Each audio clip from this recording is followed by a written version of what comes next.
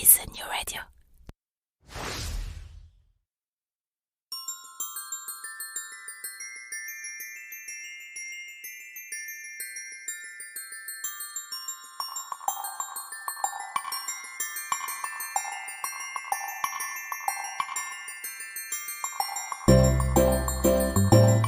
Bon matin! Ah oui, ici au Québec, à l'heure matinale où ces podcasts sont généralement mis en ligne, on ne dit pas bonjour, mais bon matin. Je m'appelle Jean-Michel Lhomme et il y a quelques mois, après plus de 20 ans à bosser dans la com et les médias sur Paris, j'ai embarqué toute ma petite famille, pas si petite que ça en fait, dans le premier avion dispo pour poser nos nombreuses valises près de Montréal. Oh, il a quand même pas fait ça en plein Covid, cet idiot! Ah si, il a fait, il est comme ça, que voulez-vous, c'est comme ça. Alors soyons francs, vous comme moi, on a tous des a priori sur le Québec. Des images d'Épinal, des musiques en tête, beaucoup de musique en fait, des fantasmes, des questions existentielles ou non, et parfois même quelques craintes. Alors, comme je suis en plein dedans, je me propose de faire le tri de tout ça. Chaque semaine, dans Fais-tu frette, je reçois ceux qui vont pouvoir nous expliquer le vrai Québec. La météo, la langue, la culture, le business, les médias, la religion, l'immigration, le système politique, l'histoire, l'amour. On passera tout en revue. Et que ce soit pour pointer les similarités ou les différences entre les deux côtés de l'Atlantique, promis, on vous dira tout. Vous le verrez, le Québec, c'est un territoire fabuleux. Fabuleux, mais beaucoup plus complexe que ce qu'on imagine. Et perso, moi, je m'y plais déjà beaucoup. Ah, au passage, fais-tu frette, ou plutôt, y fais-tu frette? Cela veut dire, est-ce qu'il fait froid? Alors bizarrement, c'est la question qu'on me pose systématiquement sur mon aventure au Québec. Alors promis, la météo, je vous en reparle à l'occasion. Allez, c'est parti pour ce nouveau numéro de Fais-tu frette. Bonne émission et bonne découverte.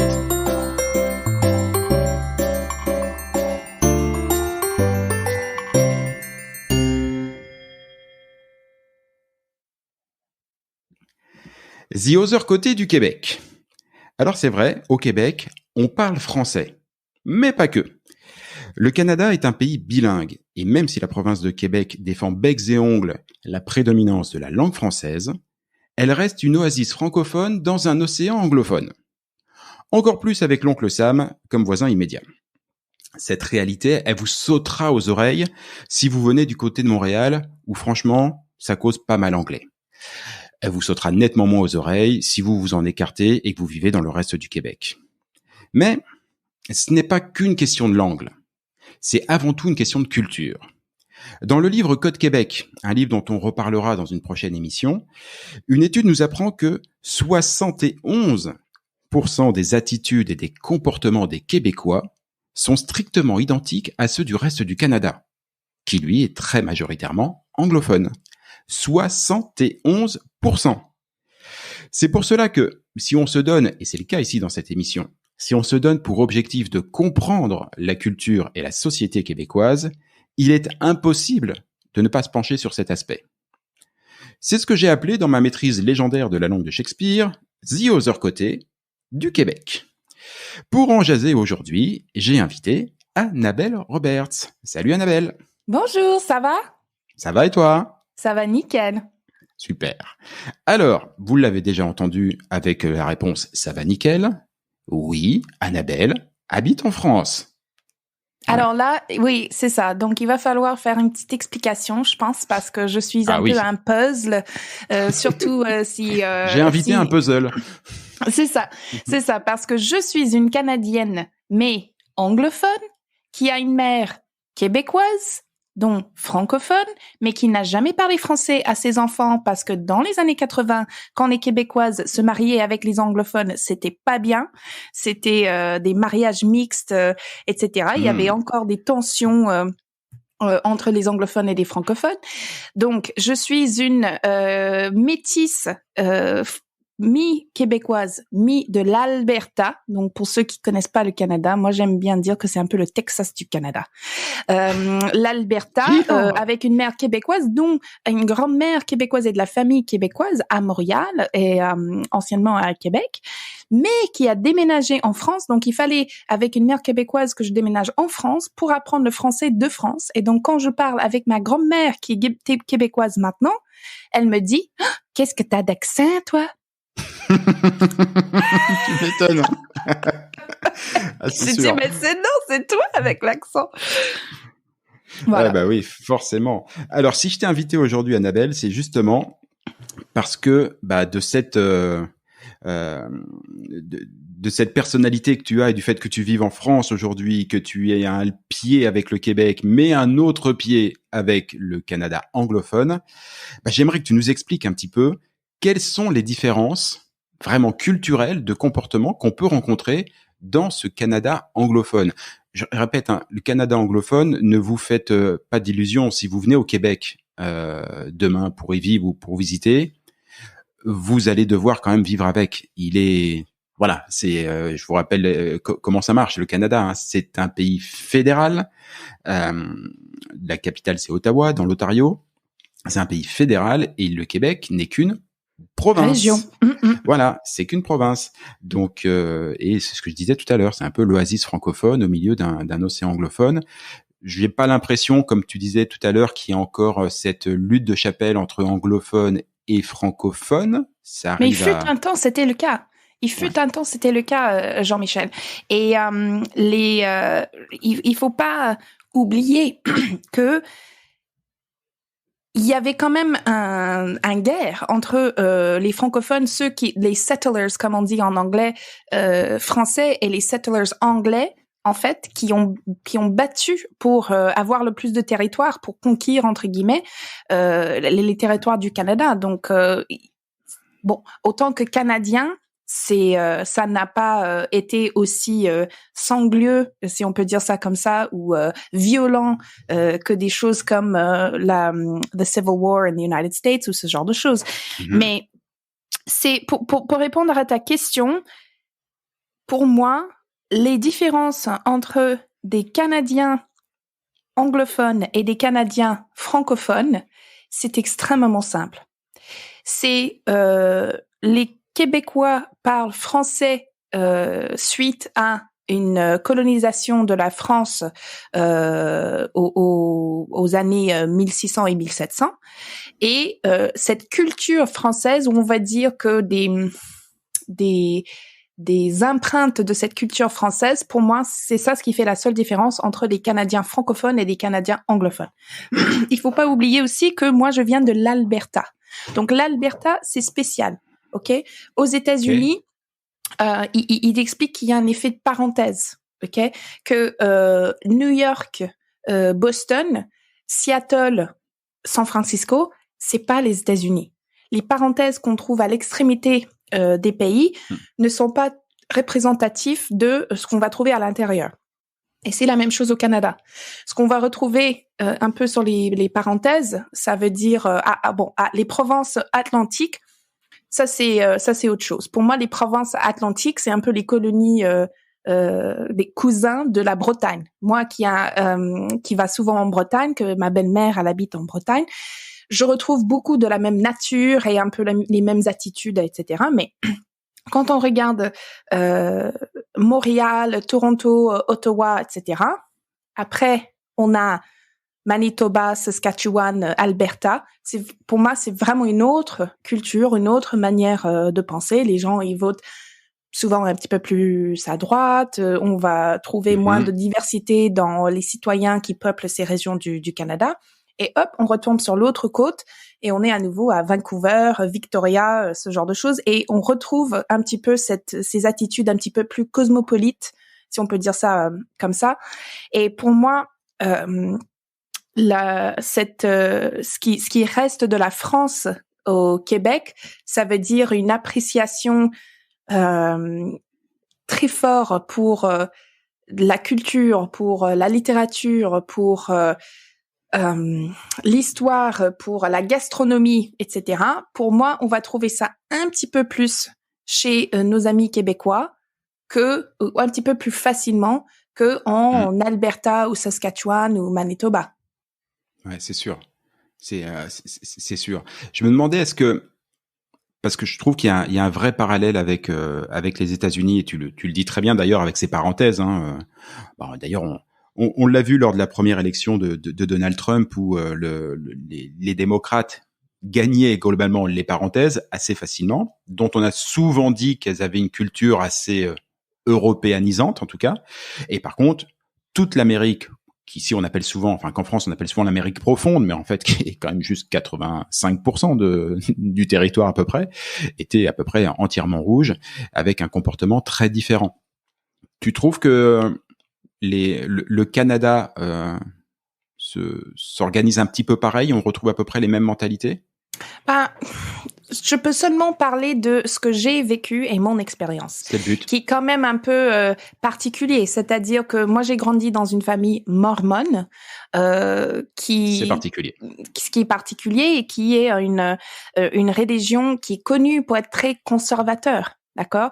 Donc, il y a même des politiques aux États-Unis, mormons, Mitt Romney, par exemple, qui est républicain et même si je pense qu'au fond de lui se cache un démocrate, ça sera impossible que jamais de la vie il peut voter bleu, voyez. Donc non seulement est-ce que ma famille sont mormons, je suis l'aînée de 10 enfants, grandi dans l'Alberta. Et donc l'Alberta de mon enfance, je vais dire, je sais que des choses ils ont changé depuis l'Alberta a voté NDP, ce qui est un peu la partie gauche pour la première fois de l'histoire il y a quelques années, qui est pour moi j'étais bouche bée, j'ai dit waouh, les choses ils ont vraiment changé hein. Mais l'Alberta de mon enfance, c'était pendant un moment où l'Alberta était un peu la caisse du Canada parce que l'Alberta avait du pétrole. Et on avait du pétrole, on avait beaucoup de bois, on avait beaucoup de ressources naturelles. Et c'est vraiment le Texas. C'est vraiment le Texas. Et donc, c'est vrai que c'était un peu démesuré à tel point l'Alberta et le revenu qui sortait de l'Alberta à cette époque, parce que des choses, ils ont changé. L'Alberta n'a pas la même économie qu'elle avait pendant les années 90, où on payait 35 centimes le litre de pétrole, par exemple. Donc, mais à cette époque, c'était vraiment l'Alberta et les ressources d'Alberta qui payaient pour autre chose, on va dire, qui payaient beaucoup pour ce qu'on trouvait dans le reste du pays. Ok, parce que comme t'as dit, c'est un pays fédéral, et même s'il y a certaines choses qui sont gouvernementales par région, il y a des programmes fédéraux dont on utilisait l'argent qui était généré à l'Alberta. Donc mon père, qui a toujours voté à droite, à ma connaissance, parce qu'on n'a pas eu une discussion, on discute pas politique depuis que j'ai 18 ans parce que c'est trop chaud patate, hein. Mais à ma connaissance, j'imagine. A toujours voté à droite, que par rapport à des discussions que j'ai pu avoir, parce que je suis partie très tôt du foyer, étaient vraiment des discours de droite, genre l'avortement c'est jamais, mariage homosexuel plutôt crevé, ok. Donc c'est la famille dans laquelle j'ai grandi. Donc, je sais que tout le monde autour de moi votait à droite. Tout le monde dans ma paroisse votait à droite. Après, je sais que au moment des élections fédérales, par exemple, on voyait que l'Alberta avait voté à droite, parti conservateur, et que on voyait le parti libéral en Ontario et au Québec. Donc, on voit un petit peu miroiter les politiques des États-Unis au Canada, mais à la manière canadienne. Ça veut dire que notre réputation d'être gentil et poli n'a pas été volée. Je pense que l'insurrection du capital canadien, c'est pas pour demain, par exemple. D'accord, ok. Ouais, mais c'est vrai que je faisais le parallèle avec les États-Unis parce que depuis que je suis arrivé, tu me connais, hein, je suis assez passionné par les médias et les choses comme ça, donc je regarde vraiment ce qui se fait ici. Et autant le Québec, donc c'est vraiment cette petite oasis de 8 millions de personnes. Alors, certes, grande comme 3 fois la France, mais 8 millions de personnes, donc c'est plus petit que la région parisienne. Autant cette province se distingue par la volonté féroce de développer sa propre culture. C'est-à-dire que c'est absolument hallucinant de voir le nombre de séries québécoises qui sont produites. Les émissions. Ici, on a La Voix, qui est The Voice, mais voilà, c'est un programme québécois. Ils viennent de relancer Star Academy, ils ont leurs propres émissions originales. Ils développent énormément de programmes véritablement, j'allais dire, locaux. Et quand je regarde ce qui se passe de l'autre côté du Canada, la très grosse majorité des gros programmes sont en fait que les programmes américains qui sont juste mis sur l'antenne des networks canadiens. Il n'y a pas cette volonté entre guillemets de défendre une singularité canadienne. C'est comme si on parle la même langue, on est voisins, allez hop, on met tout ça dans un espèce de grand tout, à tel point du coup que quand tu regardes des scores d'audience entre les émissions anglophones donc du Canada, donc qui recouvrent 80% du pays, et les émissions francophones du Québec, les scores d'audience sont supérieurs au Québec. C'est-à-dire qu'ils arrivent sur une émission comme Bye Bye qui est l'émission qui clôt l'année. Voilà, c'est une institution ici. Ils font 5,5 millions de téléspectateurs au Québec, 8 millions d'habitants. Il y a aucune émission qui, dans tout le reste du Canada, arrive à avoir autant de téléspectateurs. Mais ça m'étonne pas parce que si on regarde un pays par exemple comme les Pays-Bas, ok, les Pays-Bas est un tout petit pays avec une langue donc presque personne parle et c'est un des plus grands générateurs de concepts télé et de séries télé de toute l'Europe. En fait, ok. Donc les concepts télé qu'on va revoir à la télé, souvent ils ont démarré aux Pays-Bas, qui fait des tests, etc. pour du contenu pour leurs citoyens. Et pour moi, le Québec et le Québécois est une oasis de francophonie dans un océan. Et si on pousse la métaphore et on le rend encore plus visuel, si on peut, c'est un petit bateau avec des gens dans le bateau et l'océan tout autour. En quelque sorte, si il y a un océan avant que vous arrivez à la prochaine bateau francophone, on va dire, vous allez faire très très gaffe à votre petit bateau. Le moindre, vous allez le soigner et être sûr qu'elle est en parfaite santé pour que vous soyez protégé de cet océan autour. Donc, je pense que peut-être cet effet petit bateau dans une grande océan, ça contribue. Mais en tout cas, je suis admiratif. Moi, je suis admiratif parce que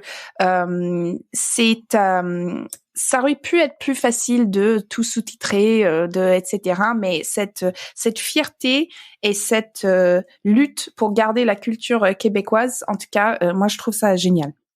Ouais, franchement, c'est moi qui adore ce milieu-là. Ici, c'est un océan de culture qui est vraiment incroyable. Et pour reprendre ton allégorie que j'aime bien sur la mer et sur la petite barque, c'est exactement ça. C'est vraiment on va dire la marée qui t'emmène dans une direction et le petit canot québécois qui s'obstine acharnément à pas aller dans la même direction, en tout cas pas tout le temps, et à prendre ses petits bras musclés, ses rames et aller dans la direction que eux souhaitent aller. Mais c'est une lutte. C'est une véritable lutte. La lutte, on la retrouve aujourd'hui dans Montréal. Il y a eu, l'anglais est en train de prendre une place à Montréal qui dépasse, en gros, voilà, normalement, la langue numéro 1 au Québec et donc aussi à Montréal, c'est censé être le français. Il y a la loi 101 ici qui est une loi fondatrice qui explique que, par exemple, la langue du commerce doit être le français. Sauf que dans les faits, à Montréal, sur l'île de Montréal, l'anglais est en train de prendre le pas et ils ont fait des tests où ils ont constaté que dans des simples boutiques, des Zara, des choses comme ça, on te parle prioritairement dès que tu rentres en anglais et c'est parfois très compliqué de trouver quelqu'un qui va pouvoir te parler en français. Vraiment ? Vraiment. Vraiment, vraiment. Là, ils sont en train de refaire justement peut-être une réforme de la loi 101. La ministre fédérale, cette fois-ci, du bilinguisme, vient de s'en saisir et annoncer un projet de loi parce que, notamment avec les nouvelles générations, je reviens au livre Code Québec dont on parlait au tout début, mais c'est très bien dit. Il y a une forme de mondialisation qui est en train de passer. Cette idée de défendre la singularité du Québec est un peu en train de se déliter. Pas de se perdre complètement, mais de se déliter. La nouvelle génération n'a aucun, non seulement aucun scrupule, mais c'est même une revendication de regarder des séries sur Netflix et de les regarder directement en anglais. Je constate moi que j'ai des jeunes dans mon entourage ici et qui me disent, écoute, moi à la maison avec mes parents je parle français, mais avec les copines ou les copains on parle tous anglais. C'est en train petit à petit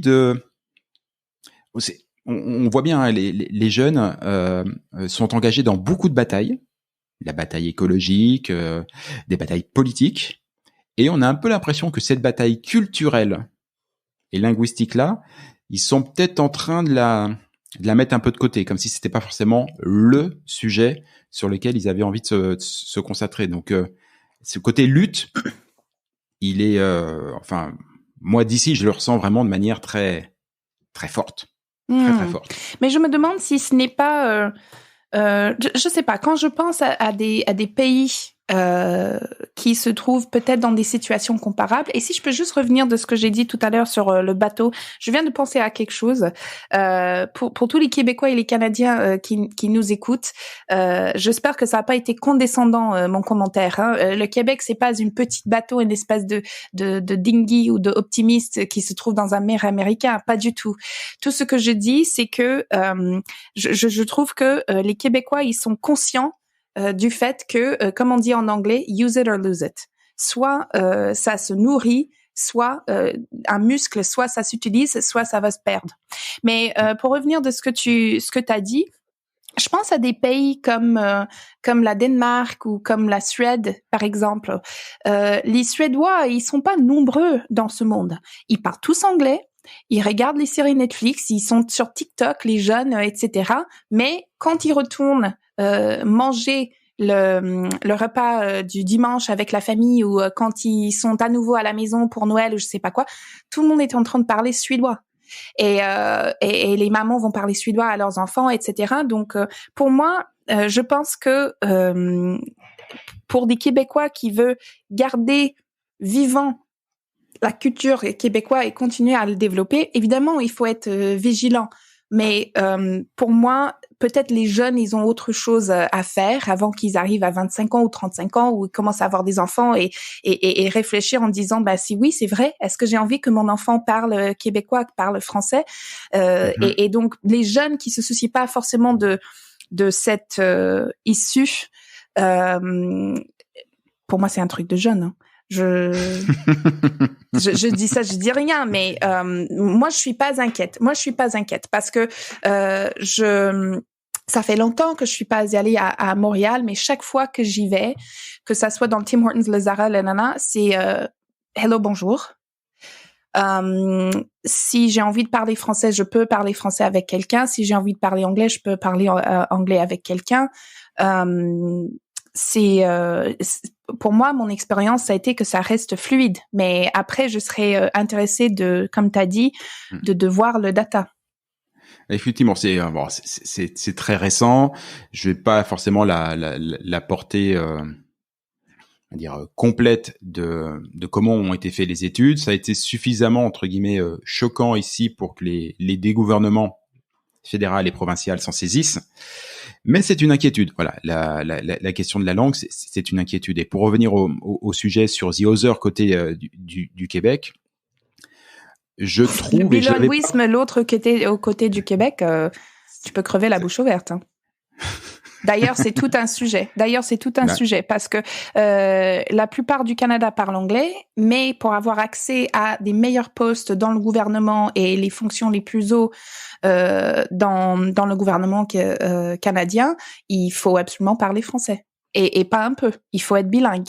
Donc c'est tout un débat hein, que les gens qui viennent de Colombie-Britannique, on oublie la taille du Canada quand même. On oublie la taille du Canada qui est des milliers de kilomètres de l'autre côté du pays. Qui veut travailler dans le gouvernement et peut-être commencer à avoir des responsabilités fédérales. Mais tu parles pas parfaitement français. Non, dommage. Refus. Ouais, c'est un vrai souci effectivement.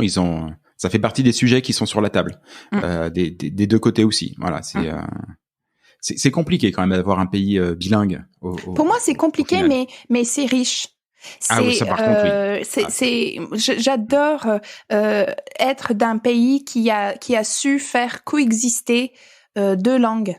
Et je vais pas dire deux cultures parce que pour moi, vraiment, les Canadiens francophones et les Canadiens anglophones, de ce que je connais, il faut pas oublier que ça fait 15 ans que j'ai pas vécu dans le pays quand même. Donc un pays peut beaucoup changer dans 15 ans. Donc autant que j'ai beaucoup de contacts au Canada et je garde du contact un petit peu avec ma famille, évidemment, j'ai pas vécu au Canada depuis 15 ans. Mais pour moi, ça m'a choqué, par exemple, d'arriver ici en Europe et voir qu'une langue sur les boîtes de céréales. Je vais dire des Cheerios, c'est en anglais et c'est en français et c'est normal qu'il y a les deux langues sur les boîtes. Ça me fait marrer d'entendre des Américains qui sont irrissés parce qu'il y a de l'espagnol sur leur boîte de Cheerios le matin là, parce qu'il y a quand même beaucoup de monde aux États-Unis qui leur première langue c'est l'espagnol. Et j'ai dit This is America, we shouldn't have Spanish on our Cheerios boxes. Pourquoi il y a de l'espagnol sur mes Cheerios, machin, nanana. Et moi je suis là genre écoutez mec, ça fait toute mon enfance que j'ai eu deux langues sur mes boîtes de Cheerios et j'ai pas un cancer encore hein, donc vous allez survivre donc Mais c'est vrai que c'est extrêmement riche hein, c'est extrêmement riche. Faut juste en prendre la dimension. Voilà, quand vous traversez l'Atlantique et que vous arrivez ici, même si vous allez pas directement dans la partie anglophone, vous atterrissez juste à Montréal. Voilà, sachez que le Québécois que vous rencontrez est à 71% canadien. Voilà. Donc aussi un peu anglophone, et seulement à 29% purement, j'allais dire, singularitairement, je sais pas exactement comment dire, québécois. Voilà, c'est assez intéressant. Il y a un autre point sur lequel j'aurais voulu revenir avec toi, c'est parce qu'on l'a pas dit en introduction, mais tu as récemment écrit un livre qui s'appelle La théorie de la veste. Alors moi, j'ai eu la chance de le lire il y a pas mal de temps parce qu'il est sorti en France il y a quelques mois. Il est en train de sortir au Québec. Et ce livre, je trouve intéressant d'en parler parce que mon sentiment, c'est qu'il n'a plus été écrit que par une personne, alors en l'occurrence canadienne, mais de culture anglophone. Jamais quelqu'un de culture francophone n'aurait pu nous écrire la théorie de la veste, où en gros, je schématise, mais tu vas nous l'expliquer. Tu as réussi à transformer ce que communément le français moyen appellerait simplement des râteaux, des échecs, donc quelque chose de négatif, en quelque chose non seulement de positif, mais de très constructif pour réussir dans le business. C'est quand même une vision je reviens de l'échec, qui est singulièrement, ça fait 2 fois que je le fais ce mot-là, faut que j'arrête parce que je le maîtrise pas, très très très très très différent de ce qu'on peut commettre. La théorie de la veste, c'est quoi ça donc? Donc déjà, la théorie de la veste, quand j'ai su que ça allait sortir à Québec, le titre était tout un polémique parce que n'importe quel Français le sait que se prendre une veste, c'est de se faire rejeter, c'est d'entendre un non merci ou ça m'intéresse pas ou j'ai appris parce que j'ai donné une conférence ici à Québec, donc j'ai une copine Annick qui est absolument adorable que j'ai rencontrée ici à Paris en faisant un programme sur des femmes entrepreneurs et qui m'a dit c'est absolument génial ce que tu racontes, il faut que tu viennes à Québec et que tu nous fais une conférence sur la théorie de la veste. Super. Je vais à Québec, une 50aine de femmes dans une belle pièce, dans un grand immeuble à Montréal, etc. Et je fais toute la théorie sur la théorie de la veste, etc. Ça dure 45 minutes. J'ai dû dire la théorie de la veste peut-être 100 fois, ok? Donc, tout le monde a applaudi la conférence, mais bien applaudi, hein. J'ai dit, as-tu des questions? Première question. Oui, bonjour. Qu'est-ce que ça veut dire prendre un veste? J'ai dit, bon, D'accord. Ok, on va recommencer. On va recommencer. Et donc, quand je l'expliquais, elle me dit, oh, en québécois, ça veut dire prendre des claques sous la gueule. J'ai dit, voilà, c'est la théorie de la claque. Sur la gueule. Voilà, sur la gueule, ok. Et donc, qu'est-ce que c'est? C'est que quand je suis arrivée dans ce pays, je parlais pas la langue, j'avais pas de réseau. J'avais un chouette job, mais que j'avais envie d'arrêter parce que un chouette job, c'était pas un job pour moi. Et j'avais envie de commencer mon propre cabinet. Mais le problème avec l'entrepreneuriat, c'est que tant que t'as pas de clients, t'as pas de boîte, en fait. T'as un loisir. Et il fallait trouver des clients. Sauf que quand je voulais trouver des clients, j'avais plein de films qui me jouaient dans la tête. J'appelle des gens, j'avais une chouette réseau, hein. J'appelle des gens et ils me disent, mais pourquoi vous m'appelez? Mais vous êtes qui? Je me souviens pas de vous. Ou c'est où vos locaux? Vous avez commencé une société, vous êtes basé où? Vous êtes dans le 8e? Ah non, pour l'instant c'est dans ma buanderie, genre. Donc j'avais toutes mes insécurités qui me créaient des films et cette peur de rejet, en fait, m'empêchait de se lancer. Ce qui est complètement stupide parce que j'étais bloquée dans un spirale vers le bas qui allait jamais terminer si j'ai pas fait quelque chose pour arrêter cette peur du rejet. Et donc je me suis dit que allez, droit au but, comme on dit en anglais, cold turkey, dinde froide. J'arrête ces insécurités. Je peux pas quitter cette buanderie tant que j'ai pas pris 3 claques, 3 rejets, 3 vestes. C'est ça ce qui me fait peur. Donc, on va s'affronter à ce qui nous fait peur. On va en prendre plein la tronche. Et c'est comme ça qu'on va avancer. Et c'est là où il est né ma fascination avec le rejet. Et c'est là où il est né la théorie de la veste. Et la théorie de la veste, finalement, c'est quoi? C'est comme une espèce de... C'est comme des gens qui disent pour être belle, il faut être mince. C'est gentil ce que vous dites là. C'est pas si facile que ça, perdre du poids.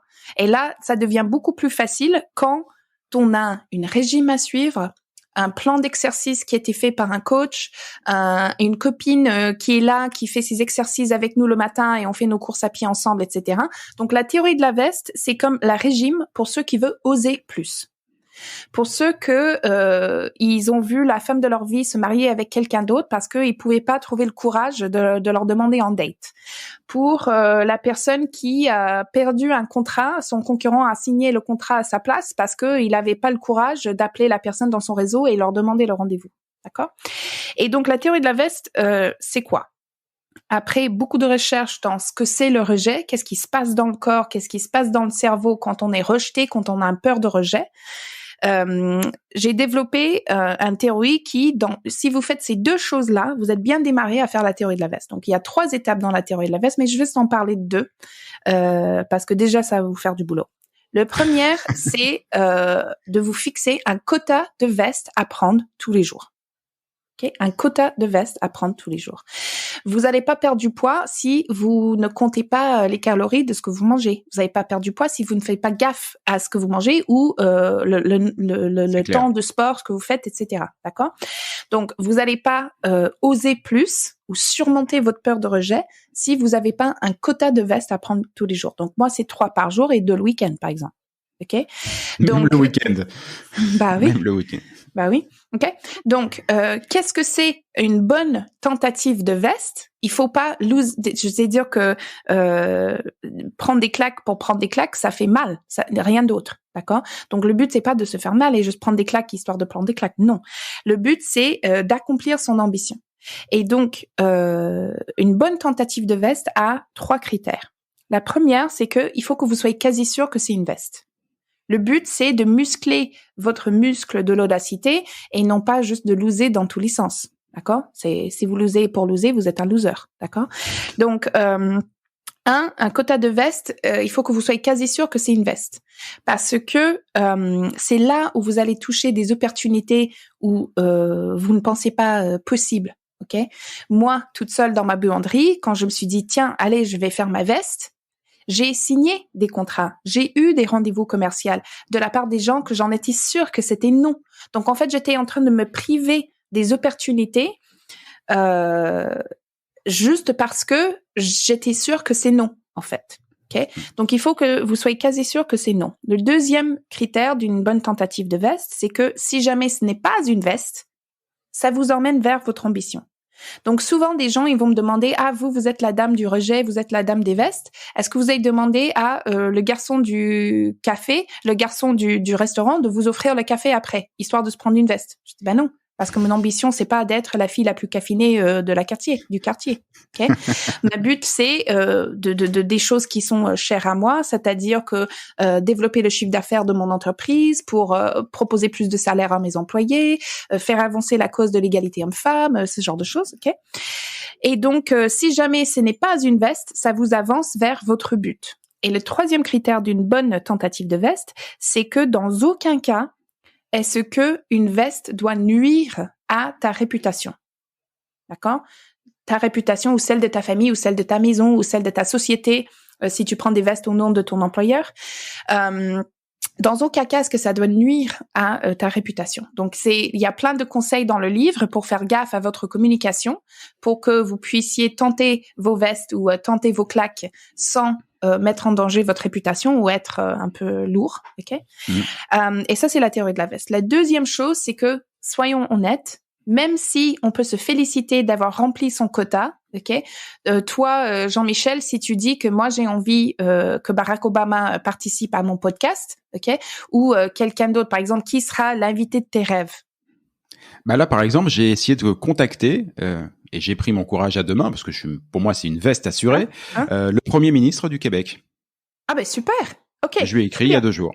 Ok, voilà. Super. Ok, et donc là, on imagine que 48 heures plus tard, il t'ignore, ou c'est même une veste définitive. Le chef du cabinet t'informe, notre cher Premier ministre n'est pas intéressé de participer à votre podcast. Ceci dit, bienvenue dans ce pays et bonne route.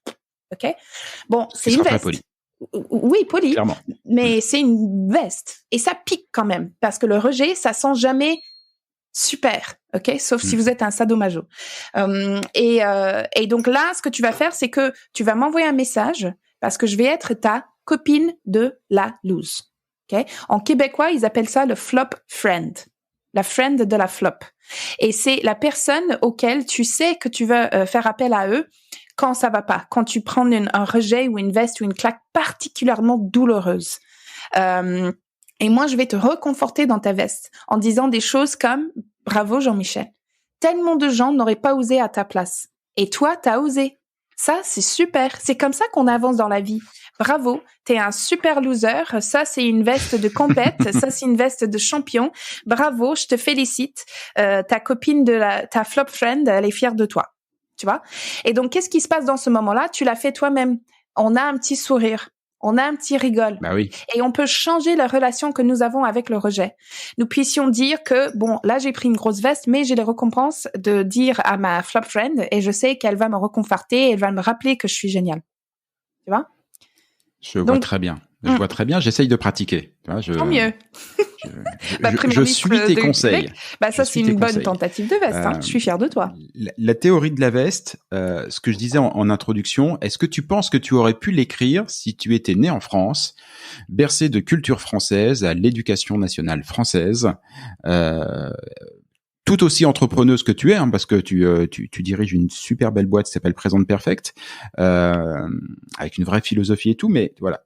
T'aurais créé cette boîte, tu serais né ici, mais est-ce que t'aurais pu penser à quelque chose comme la théorie de la veste? Moi, mon sentiment, c'est ce que je disais tout à l'heure, c'est que ça peut sortir que d'un cerveau anglophone. I don't know. Dans un premier temps... en anglais. Ouais, I don't know. Dans un premier temps, pour écrire le livre en français, parce que malgré les années passées dans ce pays, je suis toujours une quiche quand il s'agit d'écrire la langue française et c'est un truc à se faire saigner des yeux quand on doit lire le français que je vais écrire. Donc, si j'étais née en France, déjà, j'aurais la capacité linguistique de pouvoir écrire dans un français correct. Ouais, je te rassure, le livre est quand même très très bien écrit et accessoirement, il est effroyablement drôle. Voilà, vous le conseillerez tous, mais voilà. Je vous conseille c'est le chapitre 8, je crois, on n'en parle pas, mais non, mais figure-toi que imagine la traduction en québécois du chapitre 8. Figure-toi qu'on a juste laissé tel quel. Parce que là, pour le coup, c'est vraiment l'influence française et certaines, on va dire, libertés qu'ils ont de parler de certains sujets que nous, les anglophones, n'ont pas, qui m'a permis de tirer une telle métaphore. Vous êtes tous intrigués maintenant. Voilà. Vous allez trouver toutes les coordonnées sur les commentaires du podcast ou sur le site pour vous procurer le livre qui est déjà sorti en France et qui sort au Québec. Vous allez voir le chapitre 8. Y allez pas directement quand même. Hein. Lisez les 7 premiers avant parce que faut vous préparer au chapitre 8. Sinon, vous allez trouver que c'est juste complètement hallucinogène. Et je vous rassure, quand Annabelle l'a écrit, elle n'était pas sous substance ou n'importe quoi. Voilà. Elle était tout à fait saine d'esprit. Donc oui, c'est vrai, t'as raison. Ce chapitre-là, il n'est pas du tout. Enfin, on n'est pas du tout dans le puritanisme anglophone, ça c'est sûr. Mais pour répondre à ta question, je dois vraiment. Je sais que ça fait pas le meilleur interview de dire ça, mais vraiment ma réponse c'est je ne sais pas. C'est bien comme réponse, je trouve. Oui, voilà. Il faut pas oublier que j'ai grandi dans l'Alberta. Mais j'ai quand même grandi dans des conditions particulières. C'est pas toutes les familles en Alberta qui ont 10 enfants. C'est pas toutes les familles en Alberta qui sont très croyants et orthodoxes mormones. Donc, je pense que un peu comme des adolescents, plus que quelque chose est interdit, plus qu'ils sont attirés par, c'est la même chose pour moi. C'est autant que femme mormone, il y avait jamais d'espérance ou d'attente que j'ai une grande carrière, que je sois une grande entrepreneuse, que je gagne une très grosse salaire, que j'ai plein d'employés et c'était même découragé. Je vais dire que autant que mormon, on est c'est souvent répété qu'il faut vivre dans le monde, mais pas de le monde. Et être mondial dans le langage mormon n'est pas bon. Ça veut dire que vous vous confiez pas à ce qui est important dans la vie, c'est-à-dire la famille, la foi, la religion, des textes spiritueux, etc. Vous occupez avec des distractions telles que les voyages, les grandes études, l'argent, des belles choses, le luxe. Ok, donc tout ça c'est pas bon dans le mormonisme. Et moi, j'étais attirée par ces choses-là. Et comme c'était interdit, je pense que c'est pour ça que j'ai fait un espèce de bond dans l'autre direction, à vivre à Paris, le capitale du luxe, grande ville internationale, etc. Ouais, effectivement, je pense que la théorie de la veste ou la théorie de la claque sur la gueule n'est pas un gros succès littéraire chez les Mormons. C'est non. Non, j'ai fait un vidéo sur internet avec un média ici en France qui s'appelle Combini, qui parlait de mes expériences, qui parlait avec mes expériences chez les Mormons et ils m'ont envoyé un mail en disant félicitations, vous avez généré parmi le plus de commentaires qu'on a jamais eu sur un vidéo parce que tous les Mormons. Et après j'ai eu beaucoup de Mormons qui m'ont contacté avec gentillesse, pour me dire, si jamais vous avez envie de retourner à la foi, je peux être là pour vous accueillir. Voilà, je suis sûre que vous allez revenir un jour, etc. Donc, c'est pas pour demain, mais je m'interdis rien. Oui, ça c'est sûr. Mais sur le peu que je te connais, ça me semble pas pour demain tout de suite, oui. Non. Ça risque de venir très franchement sur le tard. Reste que pour moi, ma lecture à moi, parce que toi t'as dit je ne sais pas, mais je reste persuadé que même si les choses sont en train de changer, cette manière de transposer l'échec, le râteau, la veste, la claque sur la gueule, appelons-la comme on veut, mais de la transformer en stratégie. En stratégie gagnante au final, parce que ça se trouve, je vais avoir le Premier ministre François Legault à ce micro, un de ces quatre, on ne sait jamais.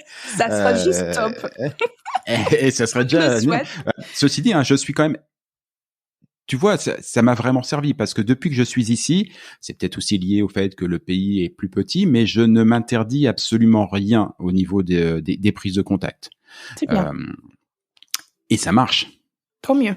Et ça marche. L'autre jour, je voulais avoir quelqu'un sur la météo. Je savais pas à qui m'adresser. Donc moi, tous les matins, je regarde une émission ici qui est l'équivalent de Télématin, qui s'appelle Salut Bonjour. Il y a la présentatrice météo. Je lui ai carrément envoyé un message et et on était en train de discuter par message interposé entre deux chroniques météo qu'elle faisait en direct. Ça marche. Oui. Voilà, ça marche. Et il y a quelques années, je l'aurais certainement pas fait. Notamment avant d'avoir lu ton bouquin, sincèrement, parce que je me serais dit non, c'est bon, j'ai pas le temps, c'est un râteau assuré, effectivement, donc je vais pas perdre mon temps avec ça, je vais plutôt aller choper quelqu'un qui me semble plus accessible. Donc ça, c'est pour ça que le quota de veste est important, parce que les gens, ils disent non, mais c'est un râteau, donc je vais pas perdre mon temps pour ça. Mais si on le sait que on a dévoué 15 minutes par jour à la ramassage de râteau, on sera étonné de le retour sur investissement que nous puissions avoir. Et quand j'ai écrit le bouquin, je parle d'une stratégie d'investissement que nous puissions trouver qui s'appelle The Barbell Strategy. Et je sais pas dire ça en français, c'est les poids qu'on va soulever quand on va à la salle de sport, qui a un poids d'un côté, un bar, donc rien au milieu, et un poids de l'autre côté. Et c'est pour parler d'une stratégie d'investissement pour ceux qui travaillent dans la finance et qui font des portfolios d'investissement actifs, qui passent leur temps à essayer de gagner de l'argent. Et donc, qui investissent dans des choses qui sont plutôt sûres, histoire de ne pas prendre des vestes. Parce que prendre des vestes en finance, là, pour le coup, on peut vraiment voir ce que ça fait au portefeuille, ok? Et donc, ce qu'ils font, c'est que ils disent que pour diversifier ma portfolio, je vais investir principalement dans des choses qui sont sûres, très certainement vont apporter un retour sur investissement, mais je garde ce petit parti de mon portfolio pour investir dans une espèce de dinguerie qui m'intrigue, que mon intuition me dit il y a peut-être quelque chose, etc. Mais il y a forte chance que c'est la lose, il y a forte chance que ça serait une perte. Okay? Mais ce qui est génial avec le barbell strategy, c'est que souvent quand ça paye, qu'est-ce que ça paye? Et c'est la même chose avec la veste. Okay? Donc là, on se dit que quand on investit de cette façon, on considère que cet argent est perdu de toute façon.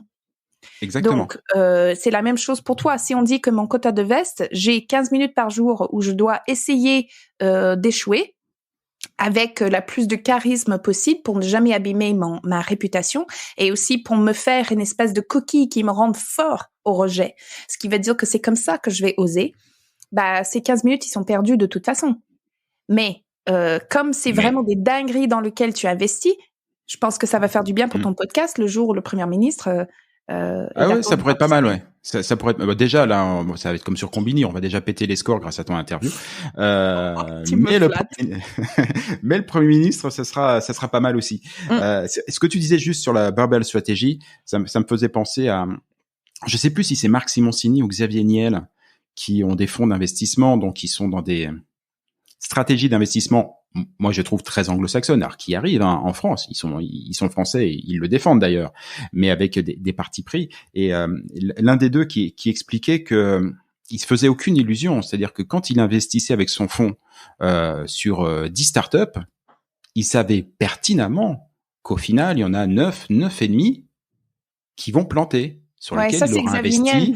Ça c'est Xavier Niel. Et il dit de toute façon, c'est mieux que jouer au loto.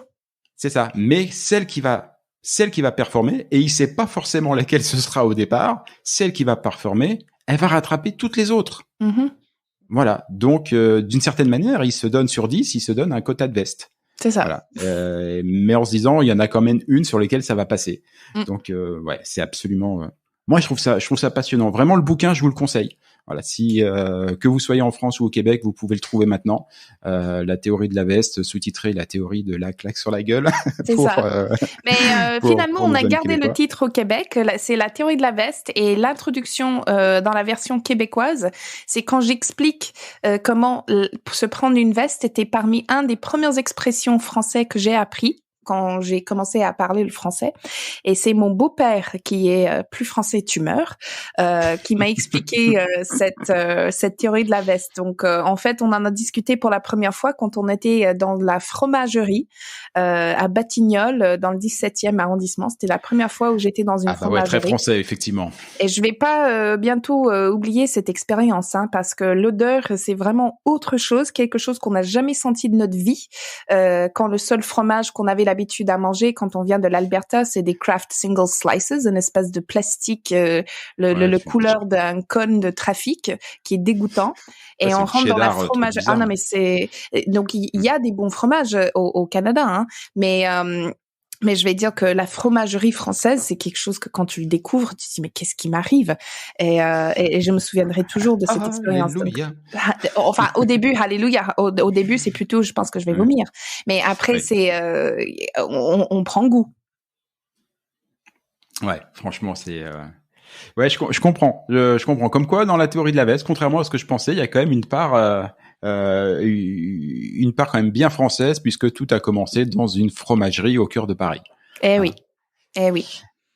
Annabelle, c'est l'heure de terminer. Je voulais juste te remercier d'avoir pris le temps. C'est très sympa. Sache que tu es la toute première personne qui a dit oui et qui a donc cassé mon quota de veste. Voilà. Oh.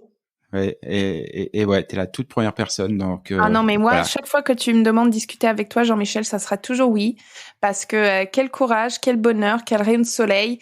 C'est purement le hasard qui a fait que nos chemins s'est croisés, et je suis contente que c'est le cas. Donc vraiment un plaisir, comme toujours, de discuter avec toi. C'était un bonheur. J'espère qu'on se reparle très vite. À bientôt. À bientôt. Je te souhaite une excellente journée. Ciao. Ciao.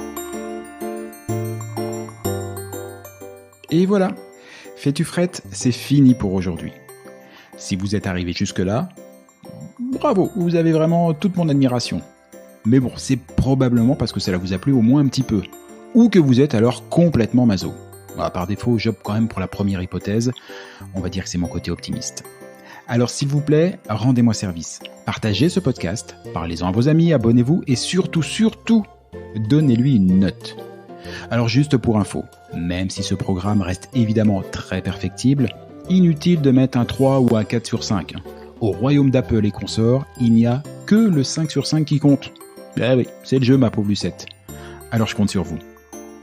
Pour le reste, vous trouverez tous les liens, les références vers les livres, les spectacles, les programmes et que sais-je dont on a pu parler au cours de cette émission et même ceux dont on n'a pas parlé mais qui me semblent intéressants. Tout ça, vous le trouverez dans le descriptif, dans les commentaires de ce podcast ou bien alors sur notre site internet faitufrette.com. Sur ce même site, vous avez d'ores et déjà la possibilité de vous inscrire à l'indispensable newsletter hebdomadaire que nous vous préparons et qui sera lancé très prochainement. Et j'y annoncerai les prochaines émissions et partagerai avec vous des articles, des infos, des bons plans qui pourraient bien nourrir votre curiosité à propos du Québec. Enfin justement, puisque vous êtes curieux, je suis sûr que vous avez des questions, des suggestions, que vous aimeriez qu'on traite tel ou tel sujet. Eh ben, je ne demande qu'à vous lire. Envoyez-moi un courriel. Oui, j'ai bien dit courriel.